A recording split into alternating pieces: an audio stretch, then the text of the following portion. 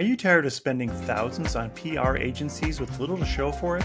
What if you could get featured in a major publication like Forbes, BuzzFeed, Vogue, or even Talk Commerce without paying a dime? Today's episode reveals how small business owners are hacking their way into prestigious media coverage.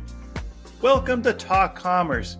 We're joined by Gloria Chou, founder of Gloria Chou PR, and a maverick who's transformed from calling newsrooms to becoming a sought-after PR coach. She's helped countless product founders secure organic media features without prior PR experience or industry connections. In this episode, Gloria breaks down her proven CPR pitching method, shares insider tips for crafting irresistible media pitches, and reveals how to leverage press coverage for maximum SEO impact. Get ready to transform your PR strategy.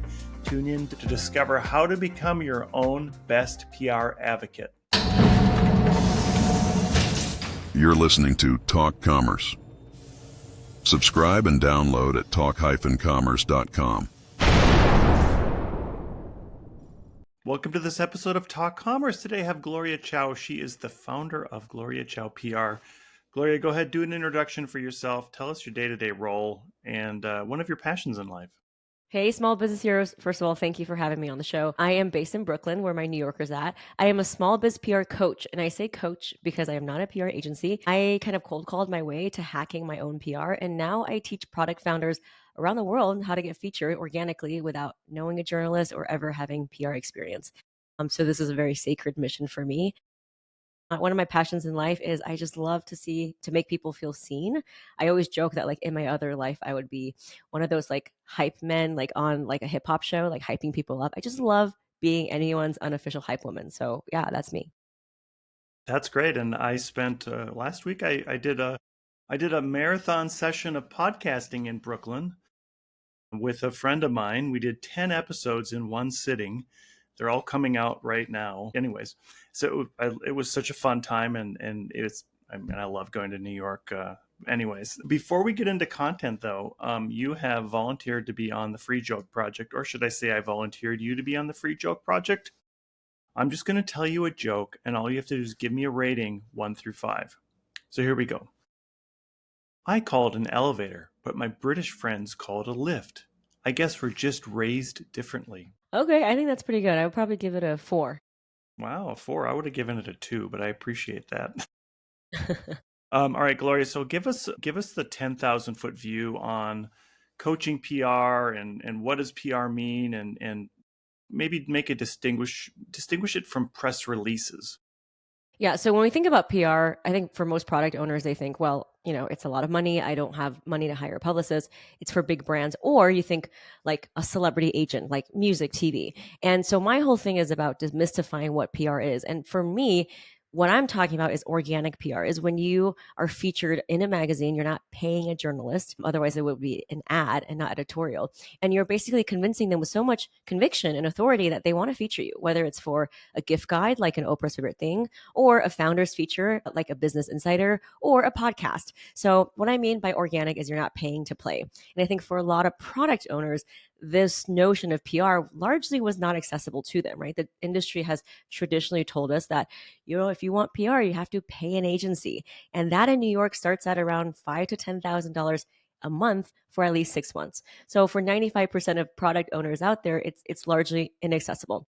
So my mission is to make it accessible for people, because journalists credible journalists are looking to interview and feature indie brands and products from all walks of life, not just the big box brands that you see. So that is actually absolutely true. And it really starts with us understanding what PR is that 1, it's getting featured, 2, knowing that it's available to you and getting rid of the mindset, beliefs, and blocks around that it's not. And 3, knowing that like you can do it as a founder. So that's really kind of what I'm teaching, is for people to understand that it's available to them, to have confidence to pitch themselves. And then how can you make it into a repeatable process, a system in your business, so that you're consistently getting featured and planting those seeds and connecting with journalists, because that is 10 times more effective, in my opinion, than paying for an ad or spending your time on social media that either is not targeting the right person, or your account can get hacked, restricted, or banned. For anyone listening, I'm sure they're nodding right now, because we all know someone who knows someone or even ourselves who has had the bad doomsday where we go into our account and Instagram or Facebook says something happened to our account and we're facing a permanent restriction or we can't get in. And so that is why I really want founders to know that PR is the only thing that's in your marketing activity that builds SEO, that gives you backlinks, that gives you sales, traffic, visibility, and authority. It checks all of those boxes in a way that social media and blogs and paid ads or paying an influencer cannot. Yeah, I agree. And I think that you could look at PR as being like you said, the ultimate SEO tool. Talk a little bit about how that compares to just traditional social media and how, yeah, talk about the differences between those two. So social media, I don't really feel like social media has SEO. First of all, you don't own it, and we don't know like with the algorithm if they're going to like you or not. Raise your hand if you even have a hard time getting in front of your couple hundred, a couple thousand followers, let alone getting in front of new customers. So that's the thing about that. Now, we know as a matter of fact that if you get featured in a high authority, place like a TechCrunch or a BuzzFeed, that has a high domain ranking, then those backlinks are so valuable. They're SEO gold. I always say that if you can get featured on one magazine, that's like you writing a blog every day for 6 months, truly. Because I think gone are the days of, just posting every day on your blog. That is just such a hard battle to climb, a mountain to climb. So in terms of SEO, PR ranks the highest. And then also in terms of leveraging your activity, I always say if I can get featured, whether it's on a podcast or on an Elle or a Forbes, I can repurpose that into other content for my social media. So when I think about leveraging my time as a CEO, how can I work smarter and not harder? And PR is one of those high leveraged activities. If you get onto one podcast, you can repurpose that in 20 different ways. That's Reels, that's Instagram captions, that's blogs, that's newsletters, that's YouTube, that's all those things. So I challenge your audience, I invite them to think about how they're thinking about social media and the ROI on that versus just learning how to pitch, getting featured once, checking off all of those buckets, and then repurposing that media feature to other contents. I think that's a much smarter and more sustainable way to work. Yeah, I think that repurposing thing is something that's really born out of doing a video. In the past, you could have done a YouTube video and then turned that video into a blog post. And I mean, it's a really good approach. Talk a little bit about how getting into, say, a holiday gift guide can really be a game changer for your business and even eclipse what you could possibly do in paid media. Yeah. So, I think that this is undeniable that like if you are featured in a Home and Garden or a Real Simple or Vogue or whatever, that simultaneously gives you that traffic, right? So like people are reading it and then also gives you that authority and it builds trust. So if you pay for an ad or if you're on Instagram, yeah, maybe people will see it, but are they going to trust you? Are they going to trust that your brand is more legitimate, more credible, more vetted than your big box competitor? And so for a lot of the people listening, one of the main challenges is, okay, I have this great product, but how do I go up against my competitor that has like 500,000 times more budget than me? And PR is one of the ways to leverage that authority because someone reading that is probably also more likely to want to buy that too, and also can trust that it's been vetted or seen in Elle. Another reason why it's better is that on social media, if you're clicking on, if let's say if I'm following you and you make, baseball hats, there's no indication that I'm ever going to buy from you or that I am your ideal customer. It could just be that I happen to be one day clicking and you popped up because of a friend of a friend of a friend. But if I'm clicking on an article that's like best baseball hats, for children under 15, my buying intent is probably 10 times higher. I'm probably going to want to buy something if I'm going to click on that gift guide or if that product roundup. Do you see where I'm getting at? So that's why PR is so much better because it not only gets you closer to the sale, but it also converts them with that trust factor that you just simply can't with paid ads. Another thing about paid ads is that there's no SEO. So, you see an ad, it's not building that long-term traffic. So it's something that is, I always say you're kind of feeding the machine, right? You have to keep feeding it. And the moment you stop paying for ads, poof, everything goes away. So you're not building anything sustainable in the long term. Yeah, I think one thing that a lot of people make the mistake on for SEO is they don't see it through, right? I think with any sort of campaign, be it organic SEO or just writing blog posts, you do have to kind of be there for a while. How important that is that in the in the PR game, if you're trying to get journalists or trying to get your product into a gift guide, how important is it to have some long-term goals in terms of content on your own site? So actually, journalists don't care about your follower count at all. They don't, because you can buy followers. You could buy 500 followers, 5,000 followers today. So that doesn't really do much for them. What they care more about is, are you pitching something that's relevant for the season? So all the journalists that, in our PR program, I invite journalists who actually write these gift guides. And they all tell me, I don't really care about their follower count. I want to know, is this something that my customers can use this season? And so we have to stop thinking about pitching as like a marketing thing. I think a lot of times founders are like, okay, well, I'm going to pitch to a journalist the same way I pitch to a customer. I'm going to tell them about the benefits and features. And that's actually the wrong way to pitch, because the journalist is not going to buy from you. But if you take off your marketing hat and put on the hat of, how can I make my product relevant for this season, and select the best one that fits a certain problem, that solution, that's how you're going to get featured.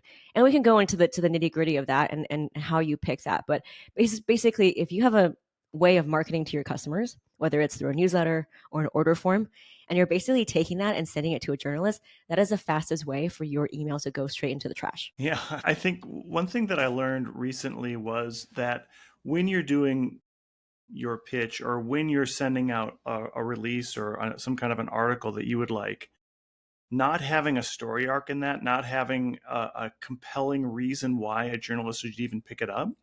How do you coach people into making sure that story is compelling? Yeah. So this is a little backstory on that. So remember, I never worked in PR. I never worked in an agency. And so as an outsider, I literally had to Google the newsroom at New York Times by dialing the operator and cold calling. And so from getting phone slammed in my face and getting rejected thousands of times because again, I don't know any of these journalists, I started to pick up on patterns. Okay, how is it that a journalist who doesn't know me and they don't give a crap about what I do, and how do I get them to respond? And I picked up on patterns on when they did, and I turned it into a proven pitch formula that I'm teaching now. It's called my CPR Pitching Method. No one else will teach you this because, again, it's the traditional agency route.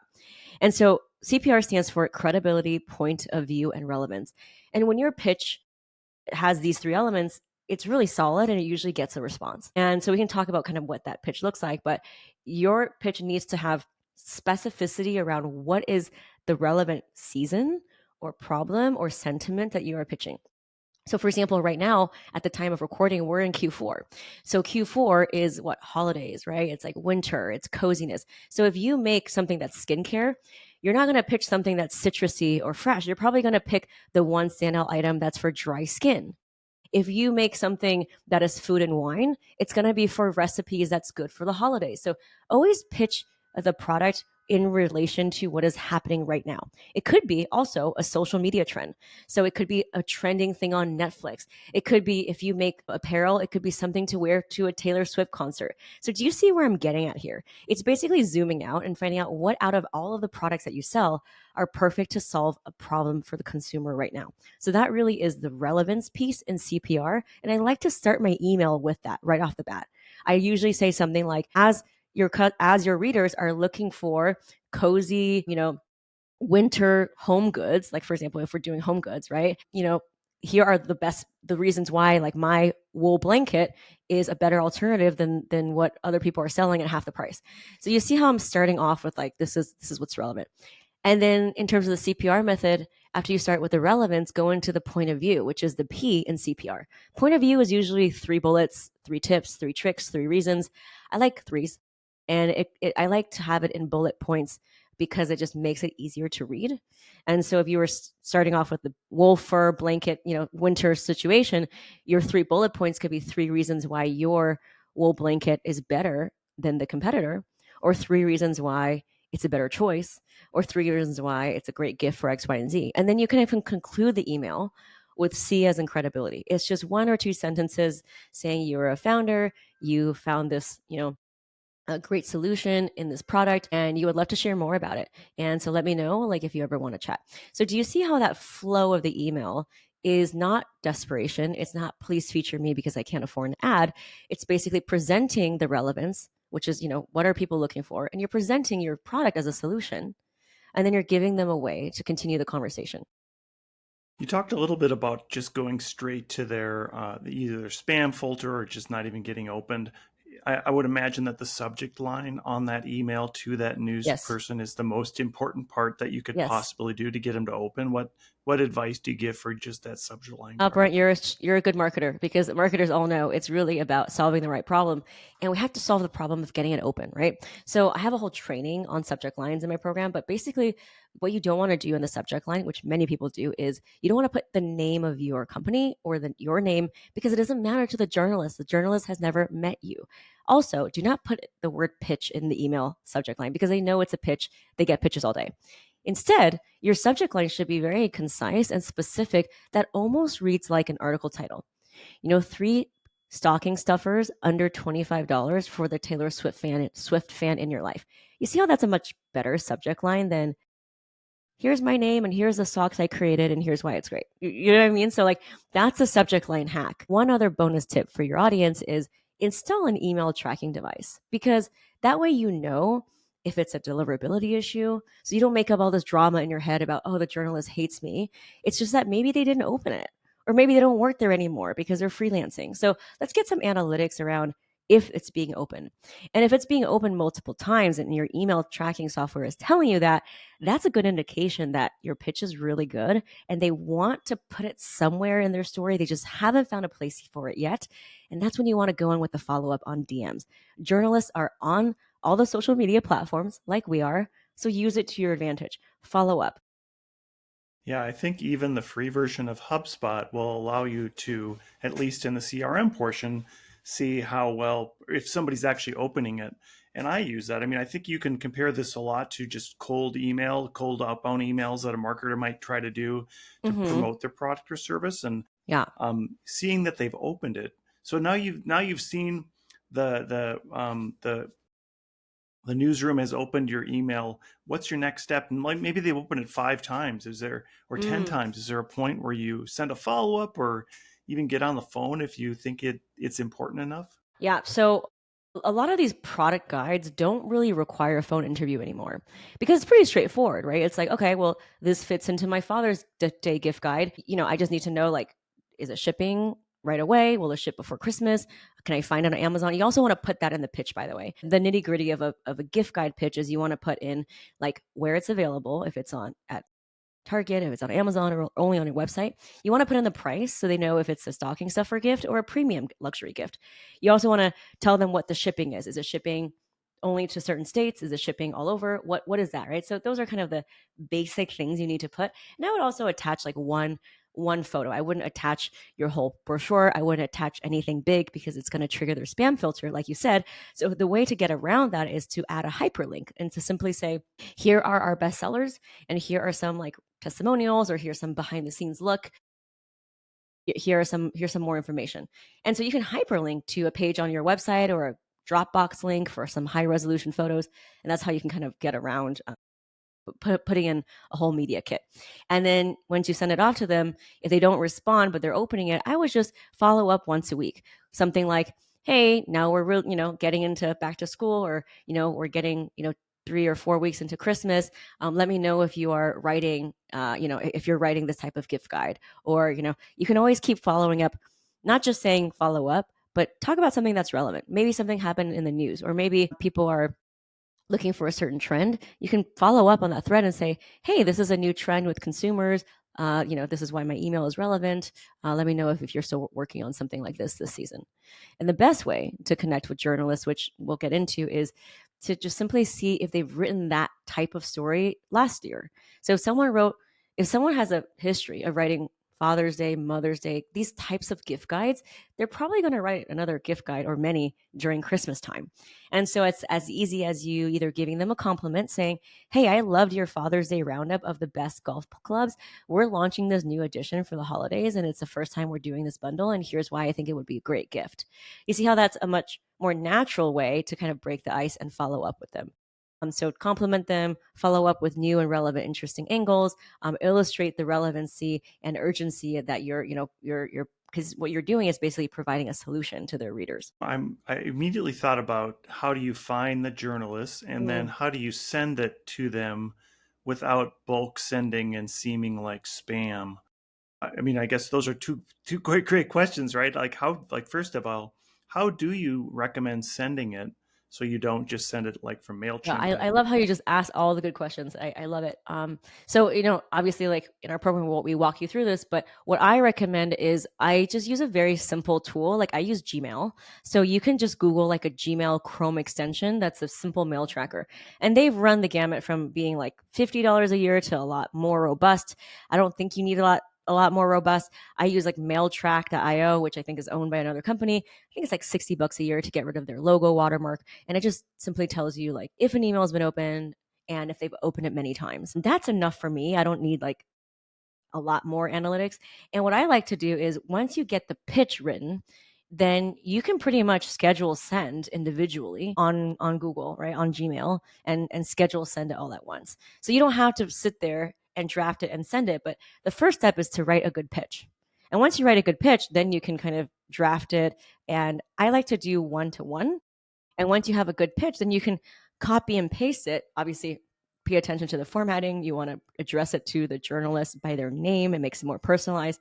That way, the tweaking is very minimal, but you don't need to tweak a lot, but I also don't recommend you sending in bulk either. So I think there's a in-between way that we can do it where there's maybe 70% all the same, but then those 25% of the emails can have one line of personalization, especially if it's a top tier outlet that is very competitive. You can put in the first sentence of either complimenting them on their previous articles or acknowledging that they have written these types of gift guides before and asking them if they're going to write the same for this season. And I guess the second part of that question, is there a public database out there of journalists that you would like to send to?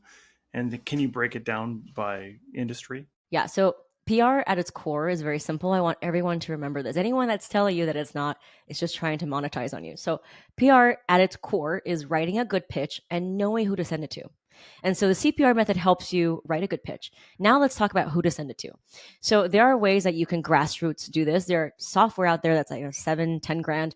And obviously in my program, we have a database for a fraction of that. But you can start to populate your own media list by installing a Google News Alert. So you type in the search bar, Google News Alert, and Google News Alert will give you all the articles written online about your specific keywords. And all you have to do is copy and paste the journalist's name and their email into an Excel spreadsheet. And sooner than later, you're going to have your own. But here's the thing about media lists, media contacts is do not send your pitch to an info@BuzzFeed or shopping at New York Times, right? Those are internet black holes that's never going to see the light of day.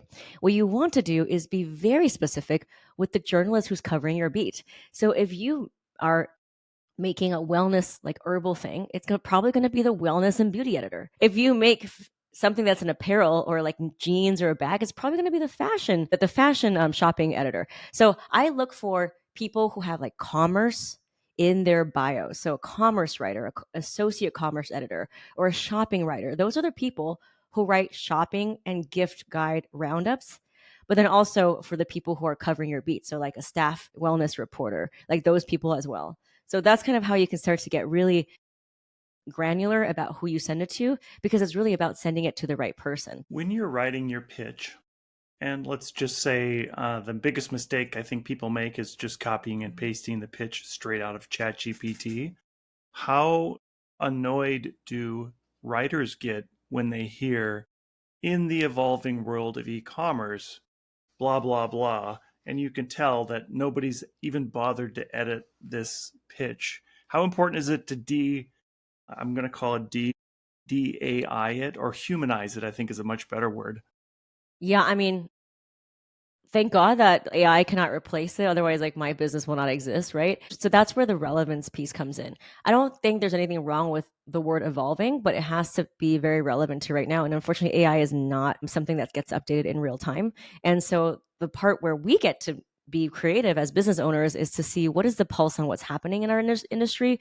What are some of the pop culture trends, TikTok trends, Google trends? Those are all things that you can pull to make your pitch relevant to that person. So for example, like if you're in beauty and wellness, there are certain ingredients that are like really interesting this year and different formulations that people care about. And so you can put that in your pitch. So you might have many different things, but if there's a big trend on vitamin C serum versus just your plain old moisturizer because I don't know, Gwyneth Paltrow used it or somebody celebrity makeup artist talked about it. Bring that in. If you're in bridal and makeup and Sophia Richie's wedding was like trending because she was on like Harper's Bazaar and Vogue, like talk about that. Talk about like now brides are looking for this type of look, which is a departure from last year. So I think like bring in those relevant trends that AI just simply can't help you do. And then after you write the pitch, hopefully you've watched my PR masterclass, which is free by the way, then you can put it into AI and just do some editing. But I'm never starting off the pitch with AI because we know what the trends are, and AI does not have a pulse on our customers.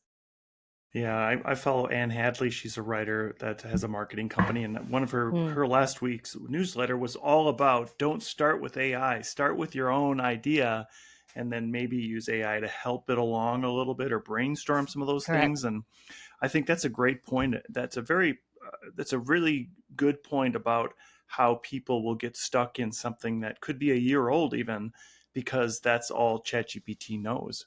Yeah, exactly. So I'll give you an example. We have someone who makes swimwear in our community. She's very early stage. She's a team of one, and her whole thing is like just inclusive swimwear. So it's nothing fancy. It's just like regular swimwear in different colors.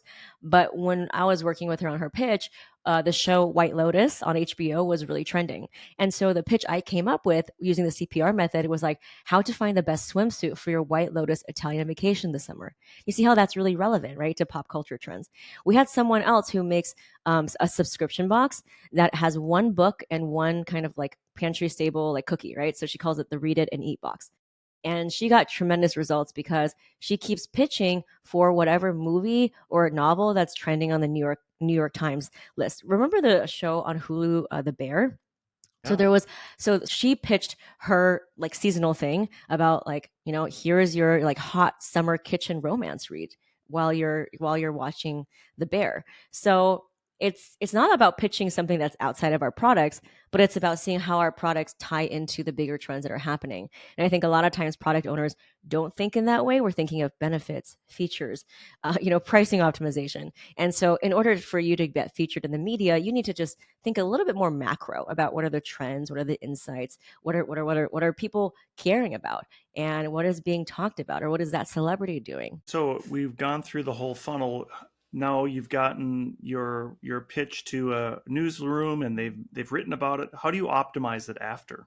Yeah. So for Kim, Read It and Eat, she since joining the program had 12 or so press features, and they all compound. And so what she did is like, for example, when she got her first feature, then she actually used that to get her second feature by saying that she was featured in. She then used that to get local TV coverage by putting in the subject line as featured in, because then it shows credibility. And she also puts it in her newsletters. She makes content out of it. So she could make Facebook ads out of it. She could post it onto her Instagram. She could put it in her email signature every time she sends something. And then she also used it in her Kickstarter campaign because now she's launching a brick and mortar location from all the press success. And so that gives the funders a little bit more confidence that she will actually fulfill on her vision. So there's so many ways that she can do it. And obviously SEO has helped a lot because she's also gotten a lot of traffic back to her website. You can also turn those features into their own separate blogs. So for me, it's always better to start with a PR feature and then repurpose it 10 different ways like she did. Would you leverage, let's just say you have a food product and you've won some awards with your food product. Would you leverage that immediately into some kind of a release to say, hey, I've won this award? And would that be a good way to pitch a newsroom or a publisher? So just because you won an award is not, so again, it's about taking the focus from being about me, me, me, me to how can this be a solution for your readers? So yes, the award is good, but I wouldn't lead with I got an award. The award is just one reason why you're a better solution. So let's say you make a hot sauce, right? I have someone in my program who makes an adaptogenic hot sauce. So she makes these mushroom adaptogens and she puts it into hot sauce. It's very interesting. So let's say if she got an award, I wouldn't say that, oh, hey, by the way, journalists, like I got an award. It should be like the mushroom trend is booming. People are putting adaptogens in everything, including toothpaste. I am the first one to do it in hot sauce. And so this really speaks to like the trend about wellness and food and how everything is kind of blending in together. And like, here are 3 reasons why, like, consumers are really loving my adaptogenic hot sauce for increasing performance, mood, focus, whatever that is. So do you see where I'm getting at, right? It's really about taking a stab at a different angle. You can still say that you've won an award, but it's really about what are you solving for their audience? What does it say about the broader society trends? I'm just reminded my previous company was a digital agency. Whenever some other agency, it seemed like whenever they won those awards, they would send out these newsletters or releases that said ABC agency has won this big award about the best customer branding for the year, and it's all about the agency and not about the customer. Well, it's a good power play. I mean, it's a good way to brag to your industry. And so it can definitely affect the way that other your competitors and your customers see you. But from a journalist point of view, it's less interesting. It doesn't mean that you shouldn't send out the press release. But strategically, it depends on what your goals are. If your goal is to get featured, then that's not the main goal of me writing a press release for I won an award. If you want to put out a press release that you won an award, it would, like I said, be a little bit different. It would be competitors, to let them know. It would be to position you. And also, once your customers see it, then you could arguably charge higher prices, right? Because then you're basically saying that you have won this award. It goes back to the pitch where you really want your customers to see the solution you've made to win the award, right? Instead of trying to brag about the award you won. And I guess the same thing would apply to a product that you've founded or selling, like a food product, like the hot sauce. If you win an award, the award was won because the hot sauce was great and it tasted good and people loved it, not because you're a great But why do they love it? They love it because we are in this trend of wellness and edible beauty and having, what I mean? So it's we have to extrapolate that a little bit more. One thing to remember is that the journalist is never going to buy from you. And so we have to fundamentally keep talking to journalists differently than we do from our customers. And so how do we borrow the audience of a journalist who writes for a TechCrunch? By not selling to them, but by positioning you as an authority. And so it's less about benefits and features and more about here's the pulse of what's happening. Here's the trend. And here's just one way that I am filling the need of what customers are already wanting. Yeah, that's, again, just such a great point that people think that, I'm going to just talk about AI one more time, but people think that AI will be their savior, but AI will never buy your product. Another human's going to buy your product. So you need to make sure a human will read it. And in your case, a journalist has to be the first person who's going to read it to decide if they would like to write about it. Good point. Yeah. Gloria, we have a few minutes left. As I close out the podcast, I give everybody a chance to do a shameless plug about anything they like. What would you like to plug today? So for me, I'm all about making PR accessible for the everyday business owner. And I think for the longest time, it just hasn't been made. It's been shrouded in complexity and secrecy when it's really quite simple. And so I would love to empower your audience to think about PR differently, to know that they are the ones that's holding the keys to their media visibility and that they are their number one advocate. We are our number one best advocates for our business, and our business needs us to be its number one advocate. So I encourage you to watch my free PR training, which shows you step by step how to use the CPR method. Actually, there's a screenshot of a pitch that got someone featured, so you can see it word for word. And you can watch that now at gloriachoupr.com/masterclass, Gloria CHOU PR.com/masterclass, and DM me on Instagram at Gloria Chou PR, the word pitch, and I will send you another freebie. I'm all about supporting you on your journey so that you understand that this is absolutely available to you. And once you really reclaim your power, your business and your life will absolutely transform. So hopefully they will watch that and connect with me. And thank you for having me here. That's awesome. Yeah, I'll make sure I get those in the show notes. Gloria Chou, it's been such a pleasure speaking to you. Thank you so much. Thank you. Talk Commerce is a production of Content Basis, LLC. For more creative content, go to contentbasis.io.